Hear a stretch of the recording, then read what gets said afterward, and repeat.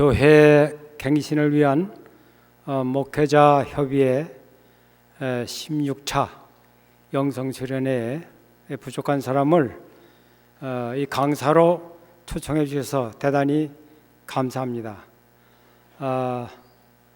협의회 대표회장 김경원 목사님, 또 임원 여러분들, 또 회원 목회자 여러분들께 진심으로 감사의 말씀을 드립니다. 제가 오늘 말씀드릴 제목은 하나님을 영원하게 하는 갈등과 분쟁 해결입니다. 제가 법조계 한 50여 년간 제조 법관 또 변호사로 현재까지 봉사하고 있습니다. 그렇기 때문에 우리 교회나 교인들의 분쟁이 법정 소송으로 이렇게 많이 와서 아주 비효율적으로 해결이 되고, 또 그 분쟁으로 인해서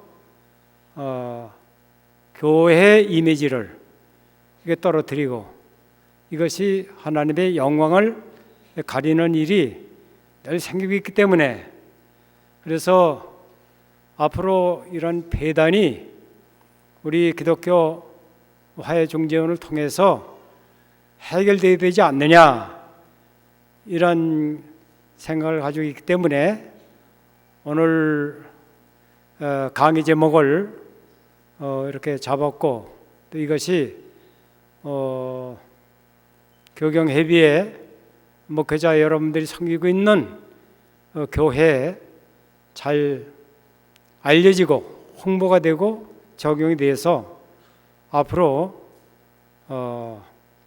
교인의 교회 분쟁이 되시면 세상 법정으로 가지 말고 우리 기독교 화해중재원을 통해서 하나님의 영광을 드러내는 그런 방향으로 효율적으로 은혜롭게 이렇게 해결하는 것이 가장 당사자들에게도 유익이 되는 거고, 이것이 우리 한국교회를 갱신하는 그런 과제가 될 것이고, 또 하나님께도 영광을 돌리고, 또 우리 사회에도 하나님의 사랑과 화평의 문화를 심어주는 데 있어서 우리 교회가 선도적인 역할을 할 수가 있는 게 아니냐, 이런 생각으로 말씀을 드리고자 합니다. 그래서 제가 오늘 이 강의안을 중심으로 이제 말씀을 드리겠는데 10시 반까지인데 혹시 시간이 남게 되면은 남는 시간은 질문을 받도록 그렇게 하겠습니다. 그래서 이 원고에 의해서 제가 말씀을 드리도록 하겠습니다.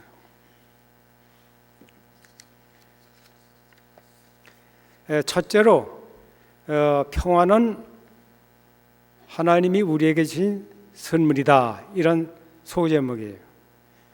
주님은 마태복음 5장 24절에 보면 거기서 사도 바울은 이런 말씀을 했어요. 예물을 제단 앞에 두고 먼저 가서 형제와 화목하고 그 후에 와서 예물을 드리라. 그 예물 드리는 것에 앞서서 불화하고 있는 형제들과 먼저 화목을 하라, 이런 뜻입니다. 이게 주님이 사도 바울을 통해서 가르쳐 주신 그런 화평의 가르침입니다. 그리고 화평케 하는 자는 하나님의 아들이라 일컬음을 받을 것임이라. 이건 주님께서 직접 말씀하신 그 마태복음 5장 9절의 말씀이에요. 다 우리가 다 알고 있는 말씀입니다. 그리고 사도 바울 또 이런 얘기를 했어요. 모든 사람으로 더불어 화목을 누릴 것을 부탁을 했습니다. 그 제 인쇄가 잘못됐네. 로마서 12장 8절이 아니라 로마서 12장 19절이에요. 할 수 있거든 너희로서는 모든 사람과 더불어 화목하라. 모든 사람과 더불어 화목할 것을 우리에게 말씀을 했습니다.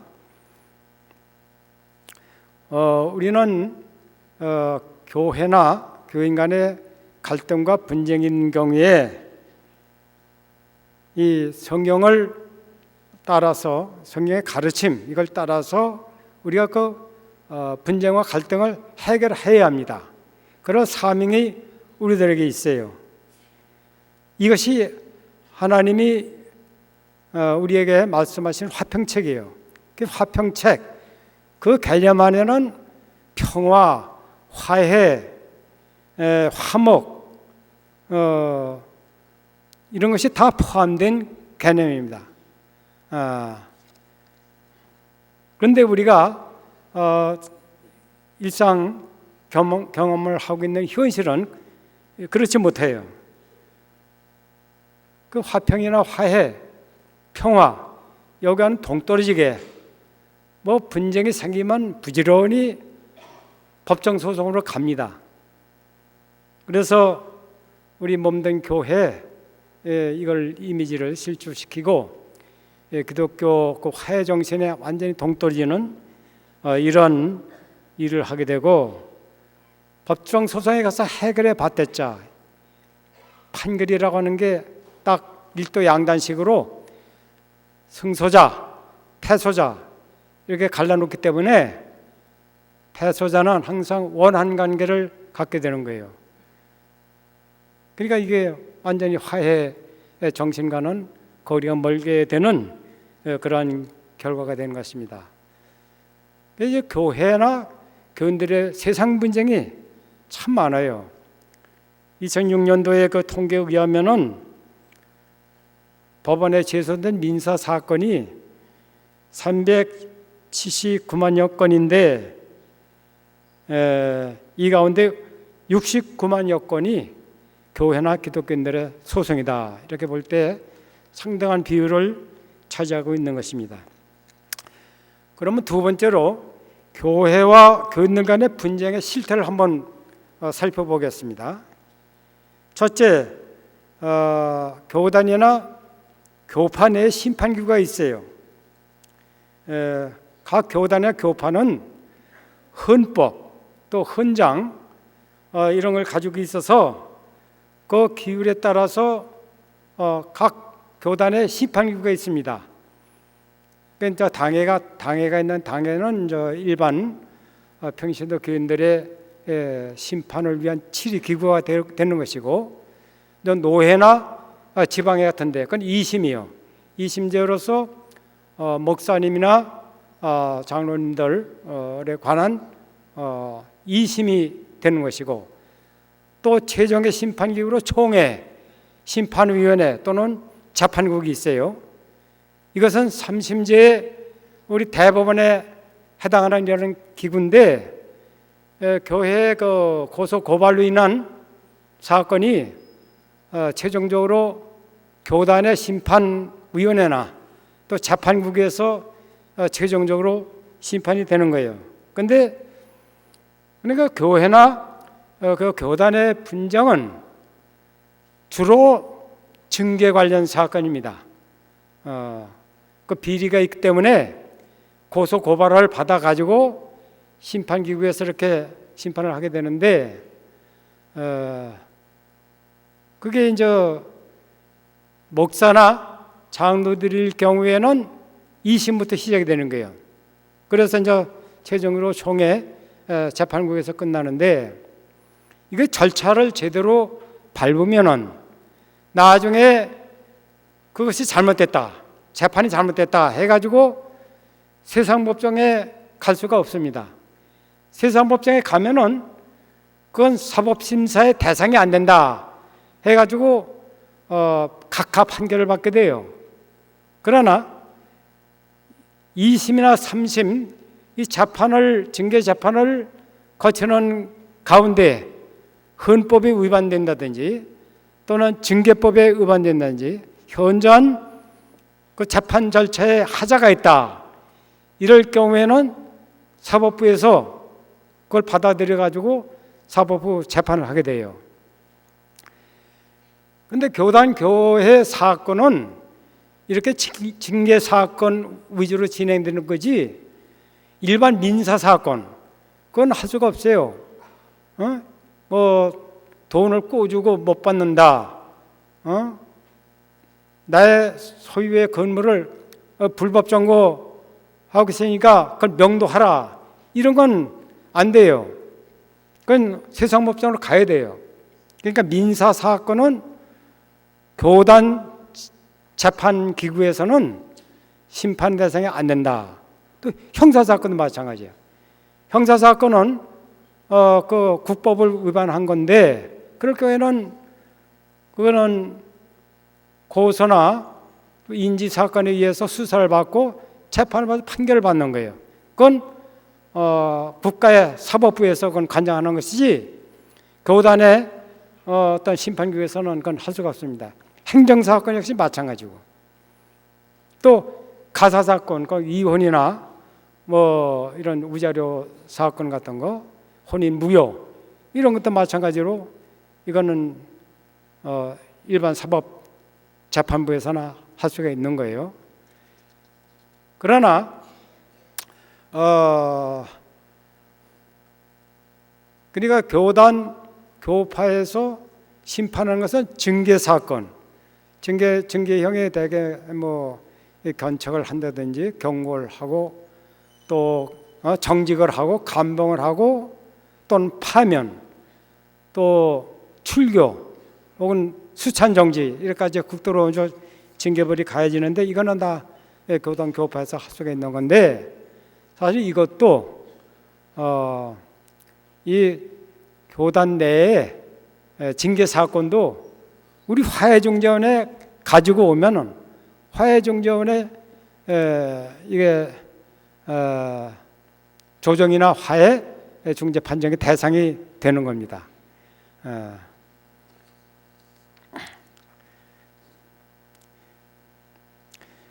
그 다음에 그러면 사회법에 따른 심판 대상은 무엇이냐?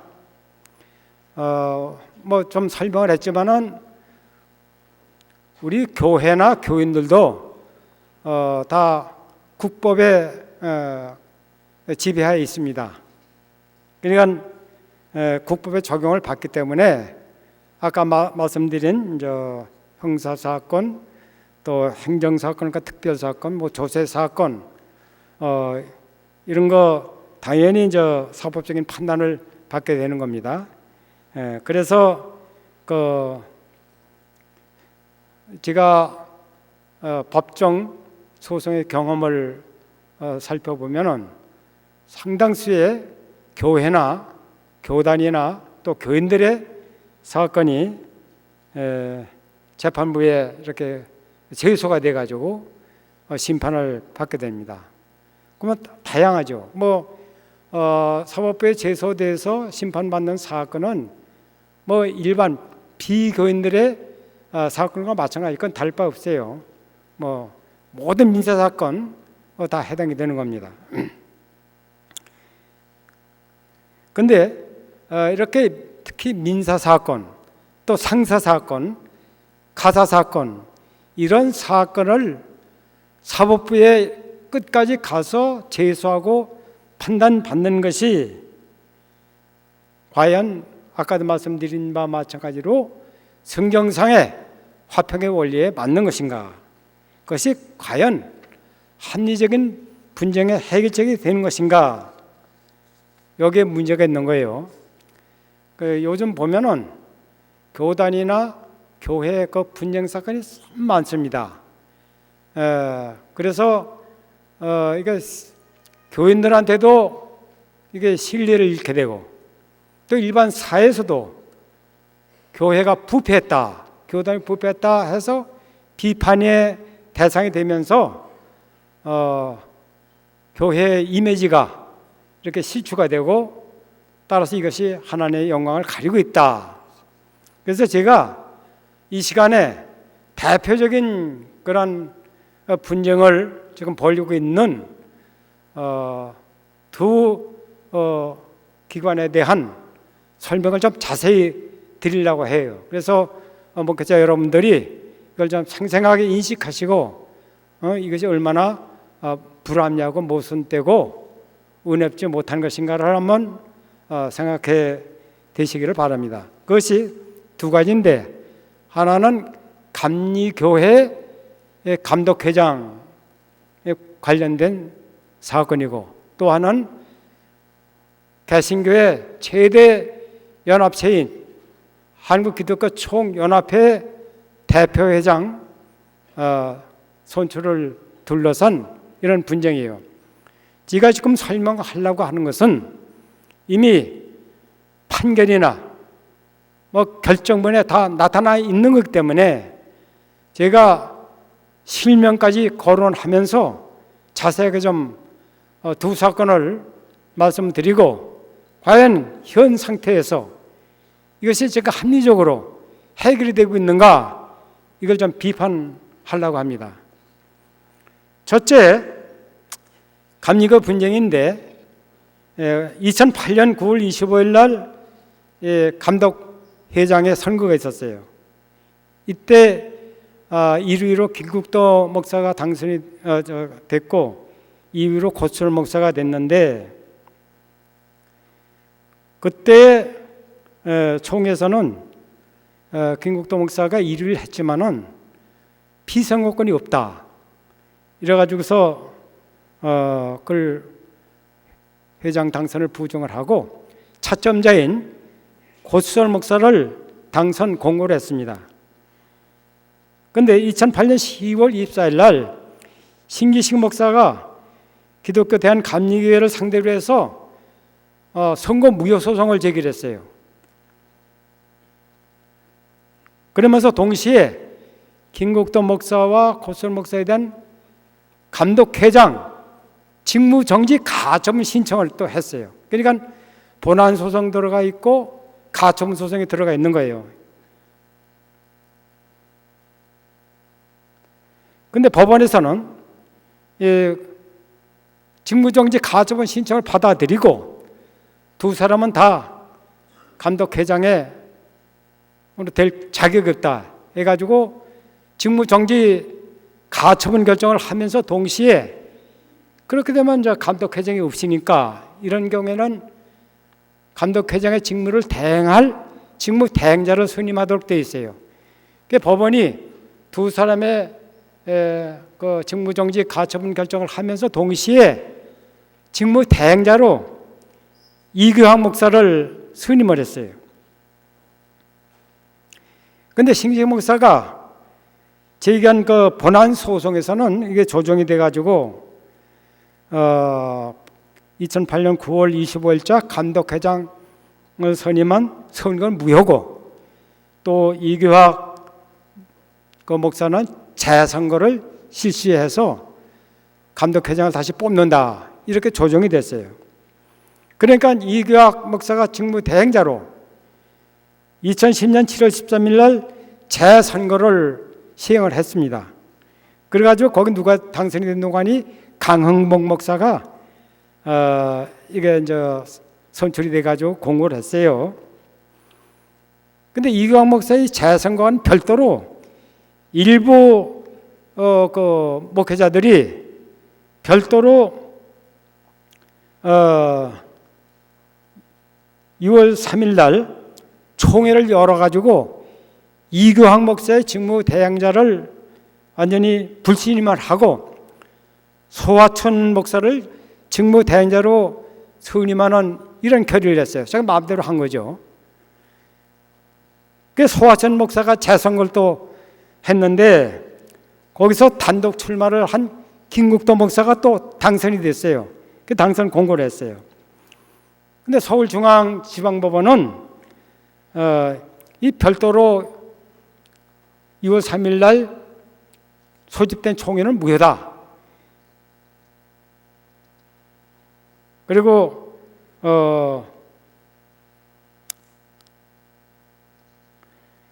감독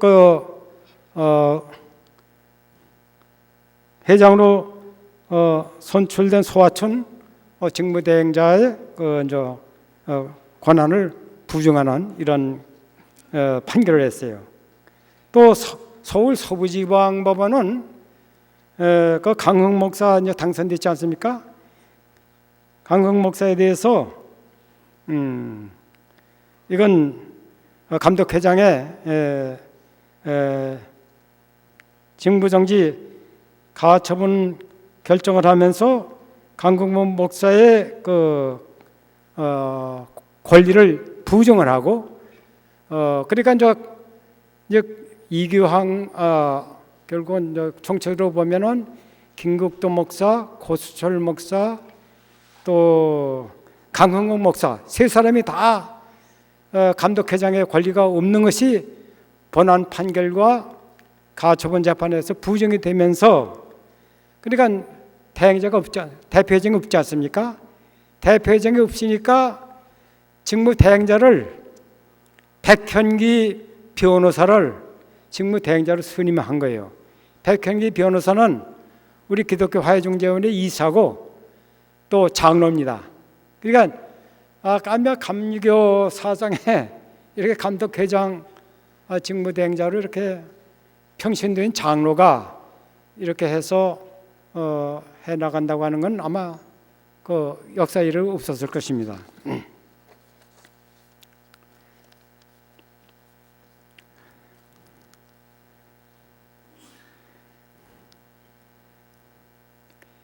이렇게 되니까 결국은 지금 감독회장의 임기는 4년인데 벌써 이게 2년 이상이 지나갔거든요.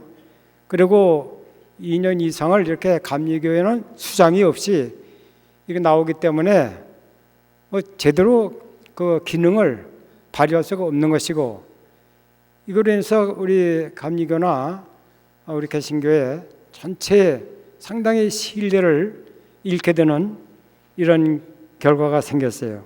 지금 일부 목사들이 또 감리교 그 대책위원회를 이렇게 만들어 가지고 한번 수습해 보고자 이런 움직임이 있습니다. 그러나 이거는 대표성도 없고 또 그렇게 할 만한 어떤 법적 권한도 없으니까 수습이 제대로 되겠어요? 그리고 또 여기에 지금 주요 인물 세 분, 김국도 목사나 고철 목사 또 강흥 목사가 여기에 참여를 하지 않는다고 그랬어요. 그러니까 이게 해결할 전망이 없습니다. 그러면 앞으로 2년도 안 남았는데 이게 지금 본안 소송도 이게 끝이 안 난 상태고 또 항소해서 끝이 안 난 상태고 하니까 이게 해결이 원하고 그대로 잘못하면은 감독회장 임기 4년 그대로 지나가 버리는 이런 결과가 된다 이렇게 볼 수 있는 겁니다.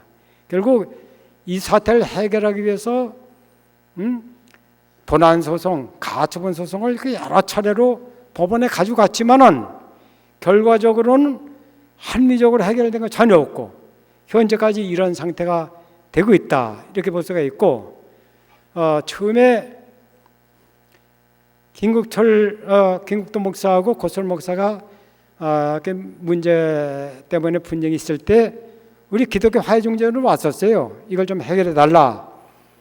그래서 저희들이 화해 조정으로 시도하고 있는 가운데 신기세 목사가 이렇게 두 사람을 상대해서 소송을 제기를 했고 또 이규학 직무 대행자가 선임이 됐고 하니까 이 사람까지 와야 이게 우리 중재원에서 조정을 진행시킬 수가 있는데 이 두 분들이 응하지 않아요. 그러니까 이게 우리 화해중재원에서는 결국 해결을 못했죠. 재판부에 갔지만 재판부에 지금 이런 상태니까 참 해결이 원하고 이게 과연 합리적이냐 또 하나님의 은혜를 이렇게 드러내는 것이냐 영광을 드러내는 것이냐 누구나 부정적으로 생각을 하게 될 것입니다. 그리고 한기총 분쟁 사건인데 한기총은 우리 개신교 최대 연합 기관인데 2010년에 실행위원회에서 11대 그 대표회장으로 그때 다수표를 받은 길자인 목사를 당선을 선포를 하고, 이건 실행위에서 한 거니까 22회 총회 때 인준을 받기로 그렇게 결의를 했어요. 근데 2011년 1월 20일 22회 총회에서 여러 가지 그 운영 세축 개정 문제와 결부돼 가지고서 의원이 많이 대립이 됐습니다. 그래서 그때 이광선 대표회장이 자기 직권으로 폐회를 선언을 하고 최성희 목사가 기도하면서 폐회했어요. 그러니까 감독 대표회장 실행위원회에서 이제 선출한 것을 인준을 못하고 그냥 폐회가 된 거죠. 근데 이런 상황에서 일부 대의원들이 이건 이광선 대표회장의 유고다. 유고니까 우리 임시의장으로 조경대 목사를 선임을 하고 그 조경대 목사가 다시 그 총회를 주재하는 가운데 길자인 목사를 대표장으로 인준했어요. 근데 이렇게 되니까 이광선 목사가 여기 반발하는 거예요. 내가 직권으로 이렇게 총회를 폐회를 했는데 어떻게 유호를 이유로 해서 일부 이렇게 의원들이 모여서 총회를 열고 대표장을 선임하느냐? 이거 완전히 불법이다 해가지고 이광원 목사의 15명이 길자인 목사를 상대로 해서 또 대표회장 직무정지 가처분 신청을 했어요. 그러면서 동시에 본안 소송도 제기를 했어요. 그 총회에서 22회 총회에서 대표장 인준 결의한 거는 이건 무효다. 총회결의 무효 확인해서를 또 제기를 했고, 법원은 또 가처분 결정을 받아들여 가지고 그러면 대표장이 없으니까 직무대행자로 이용호 변호사를 또 직무대행자로 선임을 했어요. 이용호 변호사는 고등법원 부장판사 하다가 퇴직을 하고 변호사로 있는 그런 분인데 이분은 교회 집사예요. 그러니까 교회 집사가 개신교 최대 연합단체인 우리 한기총의 완전 대표자가 된 겁니다. 직무대행자로. 그래가지고 이 이용호 직무대행자가 원래 그 대행자는 상무밖에 처리를 못해요. 상무를 넘는 권한을 할 때는 법원의 허가를 받아야 돼요. 이분이 법원의 허가를 받아가지고 특별총회를 연 거예요. 이건 대표회장을 인준받기 위해서 한 겁니다. 그 특별총회를 열어가지고 길자인 목사를 정식 대표회장으로 인준을 했어요. 그런데 인준을 했지만은 지금 그 15명이 길자인 목사를 상대로 해서 대표회장 직무정지 가처분 신청을 해가지고 그것이 이제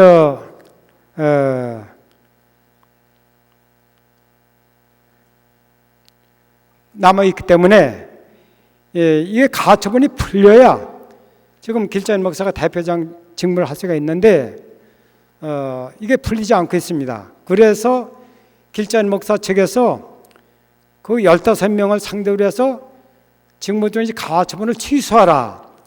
취소 재판을 또 신청을 했어요. 근데 그게 아직 결정이 안 나고 있습니다. 그러니까 길자인 목사는 특별총회에서 대표장으로 인준을 받았지만은 아직 한기총회 대표장직을 그걸 못 하고 있는 거예요. 그러니까 벌써 그 6개월 이상 넘었어요. 대표장 임기가 1년인데 반 이상이 지금 넘어가는 상태에서 우리 한기총도 수장이 없이 이렇게 이런 기능 마비 상태에 빠지고 있다. 앞으로 지금 이제 가처분이 취소된다 하더라도 남은 임기 얼마 됩니까? 이게 제대로 되겠느냐? 저도 안타까운 게 이게 세상 법정으로 가니까 이게 제대로 해결이 안 된다. 그리고 우리 참 감리교나 한교총의 이미지 이걸 실추시킨다. 이것이 과연 하나님의 그 영광을 드러내는 것이냐? 누구나 이건 부정적으로 생각을 하게 될 겁니다. 그래서 제가 이제 대표적으로 도 단체에 관한 이것을 말씀을 드렸습니다. 구체적으로 교회나 교인이 제기하는 법정 소송은 어떠한 단점들이 있느냐? 왜 법정 소송으로 가는 것이 그렇게 좋지 않고 이걸 지양해야 되느냐? 그 점을 말씀드리자면은 먼저 시간이 오래 걸립니다. 1심 거쳐야죠. 거기에 또 불만을 항소해야지. 그 다음에 대법원까지 간다. 3심 제도니까. 근데 끝까지 가요. 끝까지 해본다 이런 심산을 가지고 패소해도 그건 판결이 잘못됐다. 내 주장이 정당하다 가지고 끝까지 가는 거예요. 근데 1심, 2심도 오래 걸리지만은 대법원은 복잡한 사건일수록 오래 가요. 제가 뭐 대법원에 있었지만은 뭐 복잡한 사건은 뭐 2년, 3년도 가요. 그래서 진짜 오랫동안 여기 가기 때문에 항상 소송 당사자는 늘 그것 때문에 고통을 겪게 되는 겁니다. 정신적인 고통이 오고 그 마음에 평화가 없고 이런 어려움을 당하게 되는 겁니다. 그러니까 너무 오래 걸려서 승소하게 되더라도 승소의 실효를 거두지 못하는 경우가 많이 발생하고 있다. 그리고 두 번째로는 경제적인 부담이 아주 큽니다. 법정 소송을 가면은 변호사 선임을 해야죠. 원고도 선임을 하고 또 비고도 그 대거하려니까 변호사 선임 안 할 수가 없어요. 그래서 변호사 수임비가 상당히 비싸요. 착수금 줘야죠. 그것도 뭐 잘 되면 뭐 성공보수 또 줘야죠. 그러니까 상당한 비용을 지출해야 되니까 당사자가 부담하는 그런 경제적 고통, 부담이 아주 큽니다. 이것도 세상 법정소송의 단점으로 볼 수가 있는 거예요. 그리고 아까도 얘기를 했지만은 당사자의 원한감이 이게 해소가 안 돼요. 이게 일도 양단식으로 판단하는 것이기 때문에 항상 패소자는 승소자에 대해서 원한이 있습니다. 원한이 남아요. 우리 크리스찬이라고 하더라도 마찬가지예요. 그런 원한감 때문에 이것이 우리 성경에서 말하는 용서, 화해, 화평, 관용 뭐 여기와는 상반된 그런 결과가 되기 때문에 이건 바람직하지 않다 이렇게 보는 겁니다. 그러면 성경은 구체적으로 세상 사람들이 가는 법정에 가서 분쟁을 해결하지 말고 우리 기독교 내석을 해결하라 하는 가르침을 구체로 줬는데 그걸 제가 구체로 좀 말씀을 드리겠습니다. 첫째로 고린도서 6장 1절에 보면은 어찌하여 성도들 사이에 생기는 분쟁, 이 분쟁은 일이요, 사건을 말하는데 사건을 세상 법정으로 가서 소송을 해서 이게 불의한 자라고 그러죠. 불의한 자. 이 불의한 자라고 하는 건 믿지 않는 법관을 말하는 겁니다. 불의한 자, 이 불신의 법관 그 앞에서 판단을 받느냐? 왜 너희 가운데 사건이 있는데 그걸 세상으로 가서 믿지 아니한 불의한 재판관 앞에서 판단을 받느냐? 첫째 이걸 제시를 했고 다음은 성도는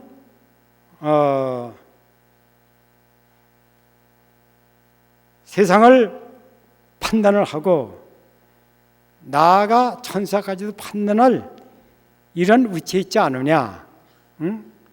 근데 어떻게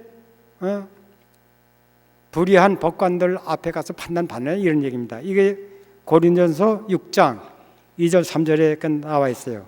성도는 세상을 판단하고 나아가 천사까지도 판단할 위치에 있는데 왜 세상의 판단을 받느냐 이런 얘기죠. 그 중에 너희 중에 이 일이 사건이요. 사건에 대해서 판단할 지혜 있는 자가 그렇게 하나도 없느냐. 그러므로 지혜로운 자를 세워서 사건을 판단받도록 하라. 이런 것이 고린도전서 6장 5절에 있습니다. 그건 믿는 형제들 간의 사건을 믿는 자 중에 지혜로운 자를 세워서 판단받도록 하라 이런 취지입니다. 그 다음에 고린도서 6장 7절 8절이 세상 법정에서 판단을 받는 것보다는 차라리 형제를 위해 불의를 당하거나 속는 것이 낫지 않으냐 이런 말씀을 했어요. 이거는 세상 법정으로 가는 그 송사를 결국은 포기하라 이런 얘기예요. 차라리 불이익을 받든지 또는 차라리 그저 속는 게 낫지 왜 그런 판단을 받느냐 이렇게 해서 세상 법정에 나가서 판단받는 것을 그리고 포기하라 이런 취지입니다. 이 고린도전서 6장 1절부터 이 8절까지의 말씀이 세상 법정으로 안 가고 우리 기독교 화해 중재원에 와서 판단받는 것이 이것이 가장 좋은 방법이다 하는 걸 제시합니다. 여기 너희 가운데 의로운 자라고 그랬어요. 지혜로운 자. 그거는 우리 화해중재원의 아마 조정위원 중재인을 말할 거예요. 조정위원 중재인은 법적 경력이 상당한 그런 크리스찬 법조인들이 이게 포진되고 있습니다. 그러니까 이런 사람을 세워서 판단받아라 이런 얘기입니다.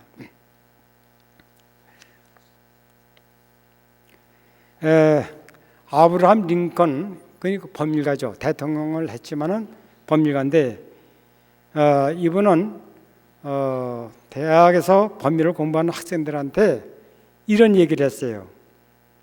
소송을 찬성하지 말라. 당신이 할 수 있는 아무 때든지 당신의 이웃들이 서로 타협하도록 설득하라. 소송하지 말고 서로 타협해서 화해하라 이런 취지죠. 그들에게 명목상의 승자는 종종 수수료와 비용이 있어서 실제적으로 패소자이고 시간 낭비라고 하는 것을 지적하라. 그러니까 비용이 많이 들기 때문에 승소하더라도 패소자와 같은 결과가 되고 또 시간 낭비가 보통이 아니다. 이런 비효율적인 법정 소송을 시간, 비용 면에서 그건 불합리하니까 하지 말아라. 이것을 권고한 그런 내용이에요. 또한 1987년도에 미국의 대법관을 지낸 스칼리아 대법관은 이 고린도전서 6장 이 말씀을 근거로 해서 이렇게 얘기를 했어요. 나는 이 성경 구절이 소송에 대하여 적합한 그리스도인의 태도에 대하여 말하고 있다고 생각한다. 바울은 교계 성직자같이 성숙한 동료들이 조정은 당사자들의 법정으로 달려가기 전에 요구되어야 한다고 생각한다. 법정으로 가기 전에 교계의 성직자와 같은 이런 사람을 통해서 조정을 받아라 이런 얘기입니다. 오늘날 우리는 조정을 통한 화해보다는 법적인 절차를 통한 변호 또는 복수를 원하는 데 넘어 준비되어 있다고 생각한다. 좋은 그리스도인들은 절대 성내기를 더디하고 또 소송도 더디해야 된다. 이렇게 이제 말씀을 했는데 이건 고린도 6장의 말씀과 부합되는 아주 적절한 그런 권고의 말이라고 봅니다. 그러면 우리 기독교 화해중재원 어떻게 설립이 됐는가?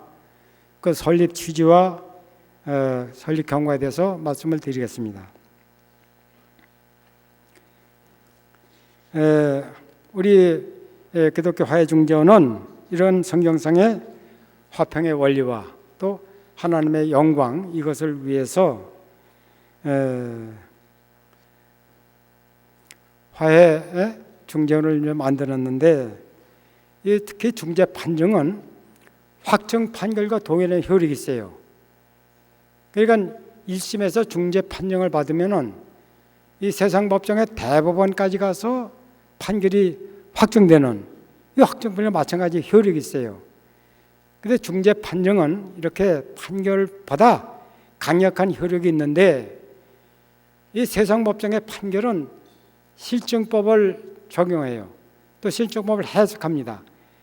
그 적용 범위가 아주 협소한데, 이 화해중재 중재 판정은 실증법의 법리, 또 성경상의 화평의 원리, 또 합리적인 기준, 또 양자의 형평성, 이것을 고려해서 가장 합리적인 기준을 중에서 판단하기 때문에 이게 원만한 판정이 이루어지는 것입니다. 그래서 이 화해중재원의 사역 중에서도 이 중재 판정이 확정 판결과 동일한 효력이 있기 때문에 가장 중요한 중심적인 그런 분쟁 해결의 방식이라고 볼 수가 있습니다. 근데 어떻게 해서 그럼 설립이 된다냐? 한국 기독교 총연합회 산하에 그때 법률 고문단이 만들어졌어요. 그때 33명의 크리스천 변호사들이 법률 고문단원으로 이제 구성이 돼가지고, 제가 또 거기 회장도 했지만은 2008년 2월 19일 날 여기서 이제 화해중재원을 설립하기 위해서 증관을 승인을 하고 초대 원장과 이사진을 전부 구성을 했습니다. 그래가지고 창립이사회를 2008년 3월 20일에 개최해가지고 이제 업무가 시작이 됐는데, 개원 예배는 그해 4월 28일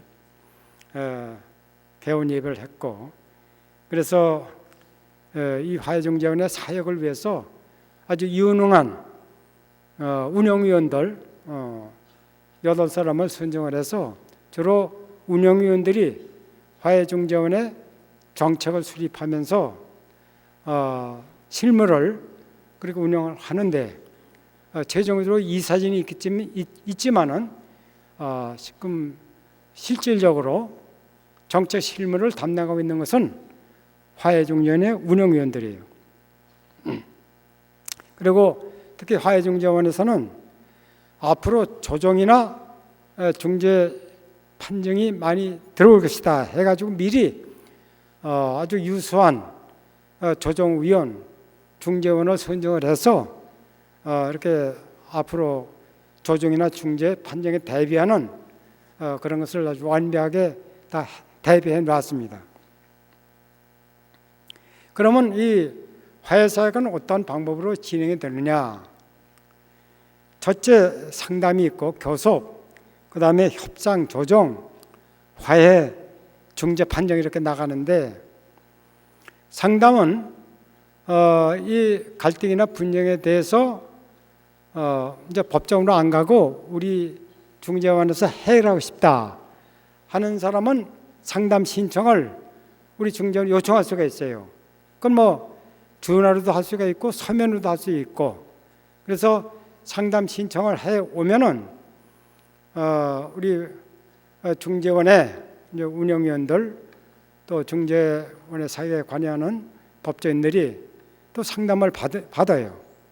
받아가지고 어떤 분쟁이 있는가, 또 어떻게 해결되기를 원하는가, 또 거기에 대한 소명 자료가 있는가, 그걸 충분히 우리가 캐치를 한 다음에, 그러면 조정이나 중재로 가려면은 상대방이 와야 돼요. 일방적으로 상담만 가지고는 안 돼요.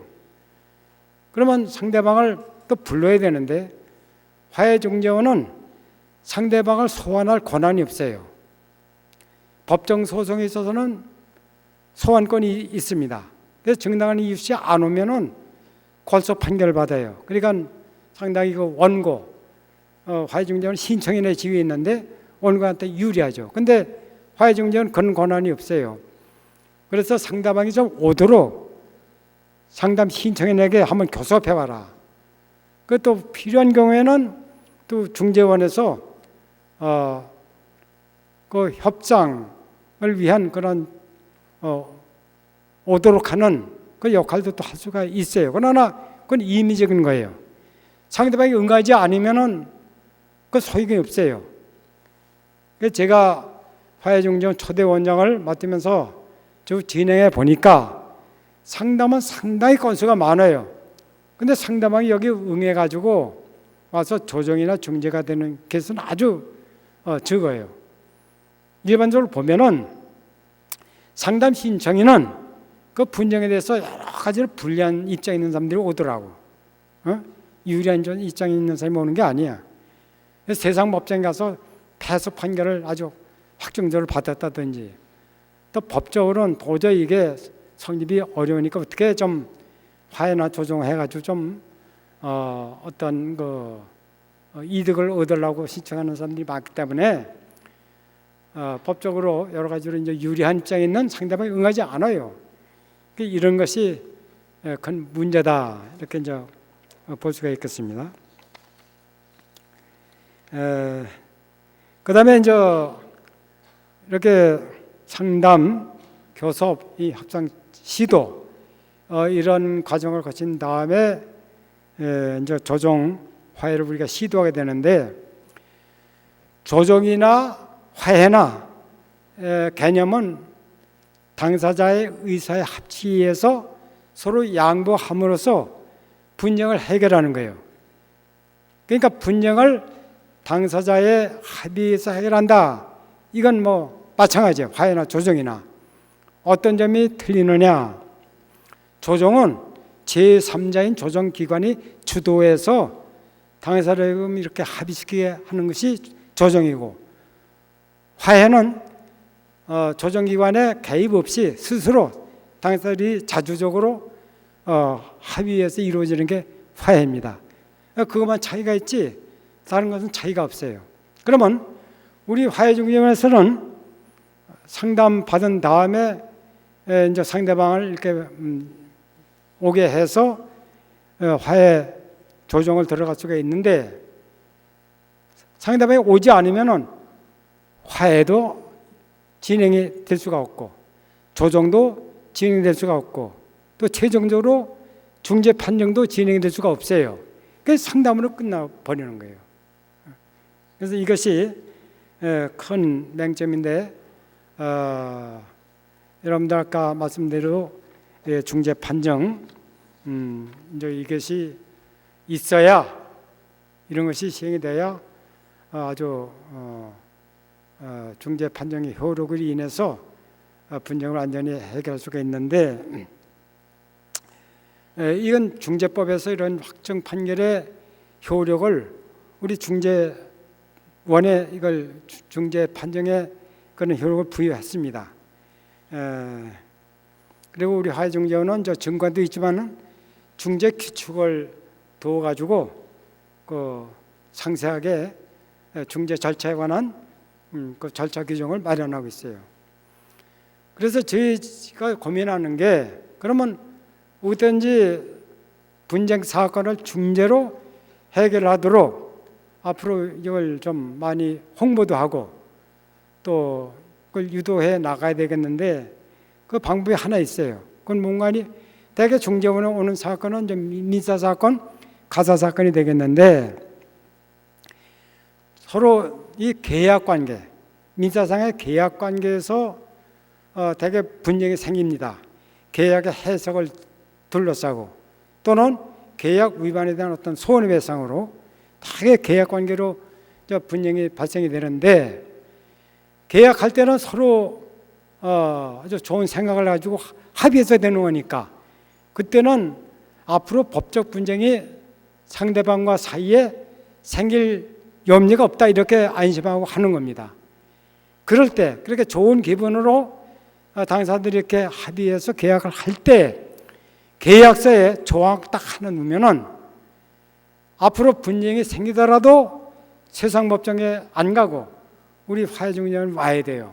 그건 뭔가니 장차 이 계약 관계로 인해서 법적 분쟁이 생길 경우에는 세상법정으로 가지 아니하고 기독교 화해중재원에 와서 해결한다.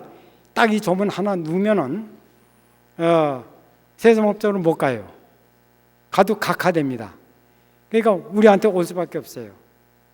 그래서 지금 저희가 중점적으로 홍보하는 것은 계약을 체결할 때 그때 좋은 기분으로 합의한 거니까 뭐 법적 분쟁 생길 것은 생각도 안 하거든요. 그 딱 하나 넣으면은 우리 중재원에 와서 이게 뭐 시간도 낭비하지 않고 비용도 부담 없이 이렇게 은혜롭게 해결할 수가 있다. 이걸 좀 말씀을 드리고 싶습니다. 지금 화해중재원에서 운영하고 있는 실태를 말씀드리겠어요. 지금 8사람의 운영위원들이 한 달에 한 번 정도 정기 운영회를 열어가지고 그동안에 상담이나 업무 처리의 경과 이걸 보고를 받고 또 재정 보고도 받으면서 앞으로의 정책 결정을 의논을 해요.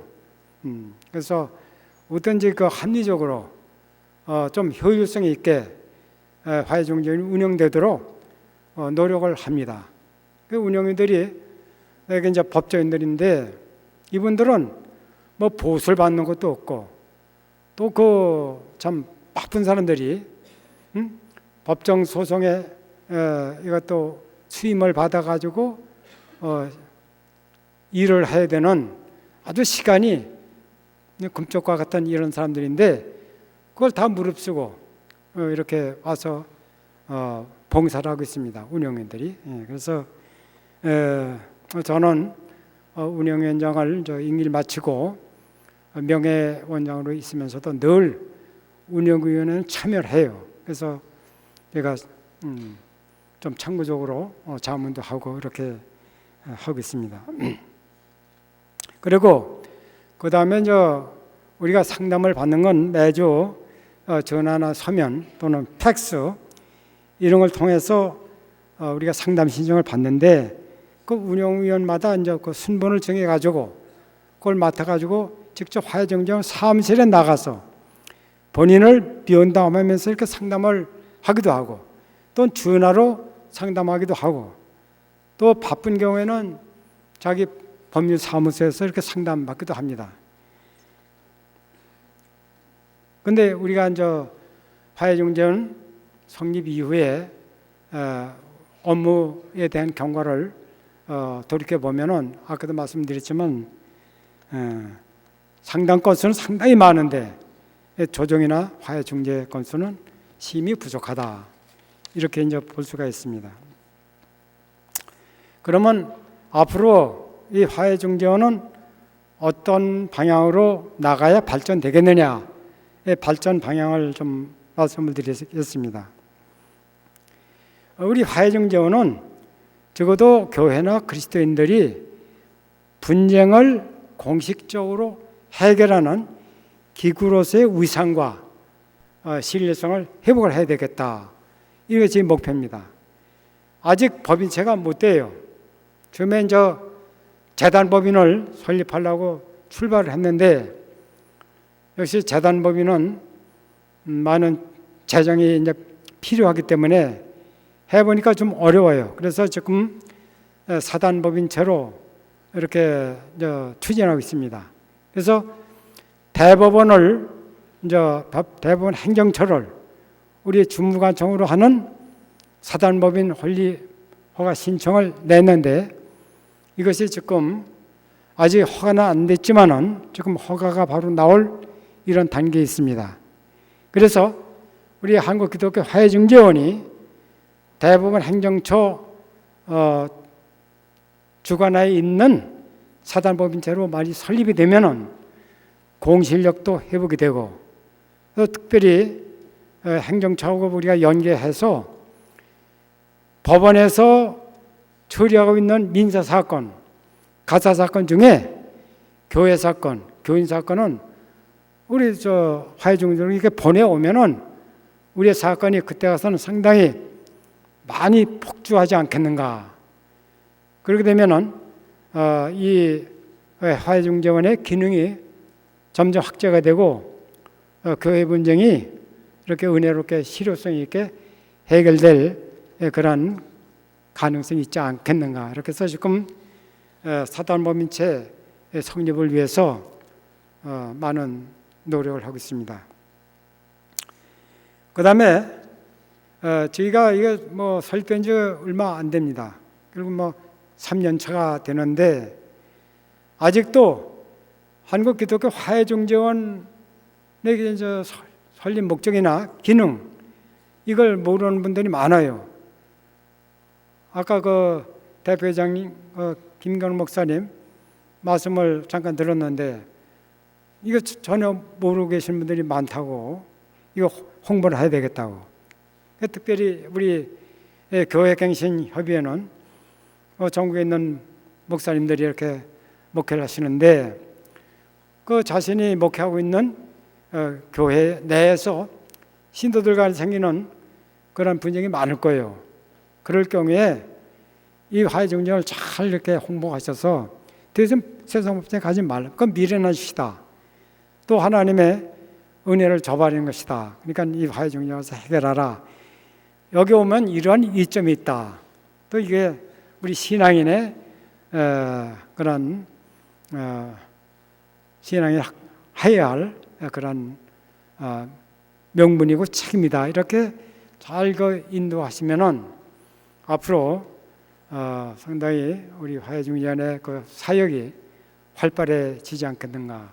그래서 저는 이번에 이렇게 수련회가 저희 화해중재원을 이렇게 소개하고 홍보하는데 아주 좋은 기회라고 생각이 되기 때문에 특별히 목사님들 관심을 가지시고 우리 화해중재원을 앞으로 많이 이용하도록 그렇게 아주 선도적인 그런 역할을 좀 해주시고 그렇게 지도해 주시기를 바라겠습니다. 그 다음에 이제 저희가 뭐 홍보가 아직도 좀 미흡한 상태니까 앞으로 언론이라든지 방송 매체 기타 이제 기독교 뭐 이런 언론을 통해서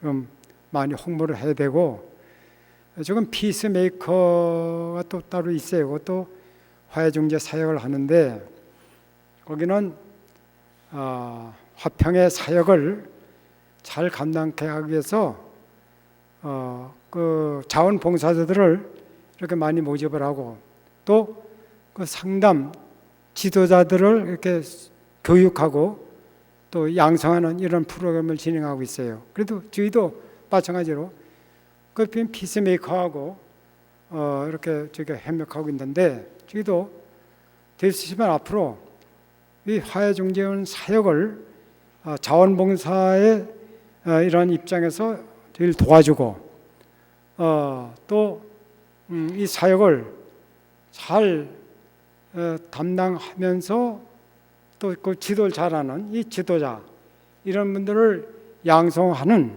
이런 교육 프로그램 이것도 생각하고 있습니다.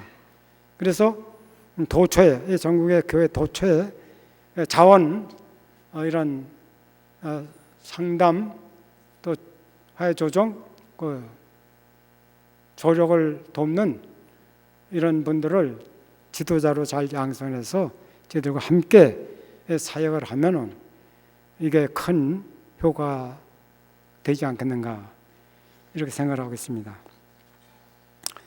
그리고 지금 화해중재원에 뭐 아직 초년기고 또 제대로 인적인 시설이나 물적인 시설이 갖춰져 있지 않아요.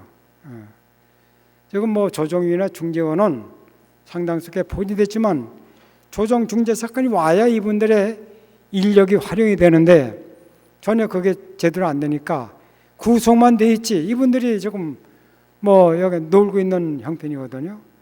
예, 그래서 이분들이 좀 일을 감당할 수 있게끔 이런 일거리가 생겨야 돼요.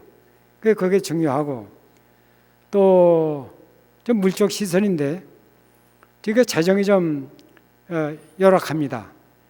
그러니까 각 교회에서 좀 화해정제하는 사역을 위해서는 후원 교회가 된다든지 또는 후원자들이 생겨서 이걸 많이 지원해 주시면은 저희들 그 업무 활성화에 상당히 도움이 되지 않겠는가. 그러니까 이제 대법원 행정처에 법인 설립 허가를 하면서 이런 이제 비용을 전혀 안 받겠다 이런 방향으로 좀 나가고 있는데 그렇다면은 이게 수혜자들이 뭐 회원이 된다든지 또는 전국에 뜻있는 교회들이 후원 교회가 된다든지 또는 이 사역에 공감하고 이걸 협력할 분들이 후원 회원이 된다든지 이렇게 해서 재정적인 지원을 해줘야 우리가 원만하게 사역을 감당할 수가 있는 겁니다. 그러니까 저희로서는 됐으면 후원교회가 많아지고 또 후원자들이 많아지기를 이렇게 소망하고 있습니다.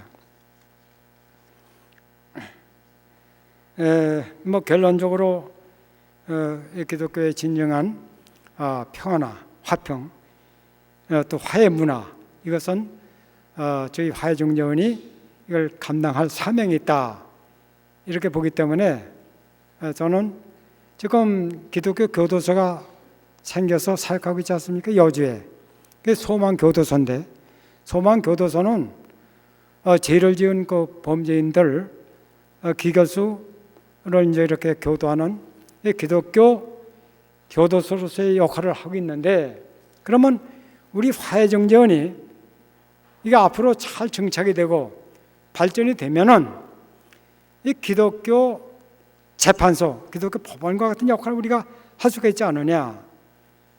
적어도 이 경력에는 크리스천 법조인들은 중재인으로 되어 있으니까 중재원들이 법관과 같은 지위란 말이에요. 또 중재 판정이 확정 판결과 같은 기능을 가지고 있기 때문에 이건 하나님의 섭리에 의해서 우리 개신교 사상 처음으로 만들어진 아주 귀중한 기관인데 그렇기 때문에 저희들은 이건 하나님의 뜻에 의해서 만들어졌다 이런 그 은혜와 사명감 이걸 갖고 있는 거예요. 그래서 이게 앞으로 잘 발전해 나가야 된다. 그래서 우리는 현 시점보다도 미래를 보는 겁니다. 미래 이렇게 발전돼 가지고 잘 정착이 되면은 기독교 법원에서의 구실을 우리가 충분히 할 수가 있다.